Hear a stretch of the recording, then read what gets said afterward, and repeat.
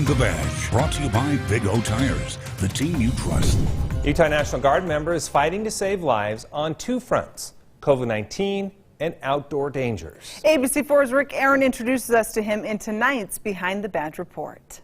Eric Bornmeyer knows all too well that the harsh weather and terrain of Utah can be just as deadly as the coronavirus. As a commander for the Utah National Guard and the Davis County Sheriff's Office Search and Rescue Team, he takes on both threats head on. Going to Grantsville, going to Twilla, Since May, Bornmeyer has directed the Utah National Guard's mobile testing team, deploying troops and resources throughout the state to find COVID-19 hotspots.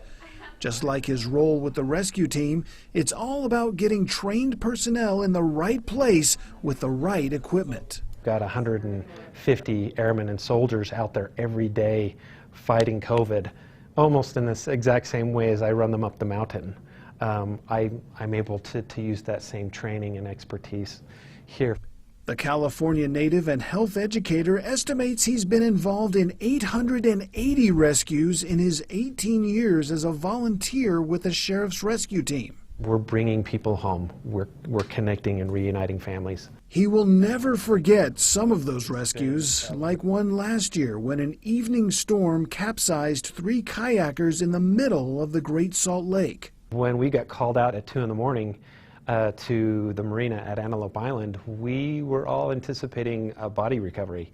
One of the kayakers was able to make it to the shore despite crashing 10-foot waves. We found the second person, and we were able to recover them through a hoist with the DPS helicopter. The third kayaker was struggling in the water with no life jacket. Looks like a dude in a tube.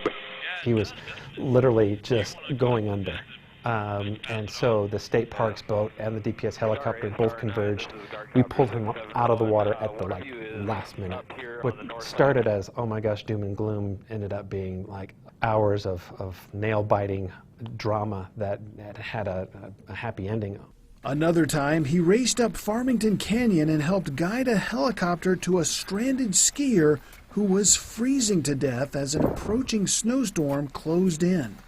We had 25 minutes max from the airport to the patient to get this done, or else the helicopter would be stuck up the mountain. And so this was like last-second stuff. And I've got a patient who's dying of hypothermia. And within that 25 minutes, we were able to get the aircraft up at a hover, pull that patient up and out of the snow, and then get them back to the hospital to warm up. He's alive because of that effort. All in a day's work for Commander Bornmeyer, who says the luckiest person in all of these stories is him. It's a badge of honor to be able to serve. I find peace through service, and so that's how I fill my tanks, and that's how I become a better person.